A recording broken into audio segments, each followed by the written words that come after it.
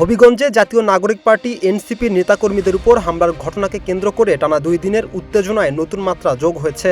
হামলার প্রতিবাদে ঘটনাস্থল পরিদর্শনে যাওয়ার পথে বুধবার মৌলভীবাজার থেকে হবিগঞ্জের উদ্দেশ্যে রওনা হওয়া এনসিপির শীর্ষ নেতাদের গাড়িবহর শ্রীমঙ্গল এলাকায় আটকে দেয় পুলিশ। এ সময় পুলিশ ও এনসিপি নেতাকর্মীদের মধ্যে বাক বিতণ্ডা, ধাক্কাধাক্কি এবং এক পর্যায়ে হাতাহাতির মতো পরিস্থিতির সৃষ্টি হয়। এনসিপির অভিযোগ, শ্রীমঙ্গলে ট্রাক দিয়ে তাদের গাড়িবহরের গতি রোধের চেষ্টা করা হয়। পরে প্রবল বৃষ্টির মধ্যে সড়কে অবস্থান নিয়ে বিক্ষোভ করেন নেতাকর্মীরা। পুলিশের ধাক্কায় সংসদ সদস্য ও দলটির নেত্রী মাহমুদা মিতু মাটিতে পড়ে যায়। এ সময় সংসদ সদস্য হাসনাত আবদুল্লাহ বলেন, রাস্তায় বেআইনিভাবে পুলিশ তাদের বাধা দিয়েছে।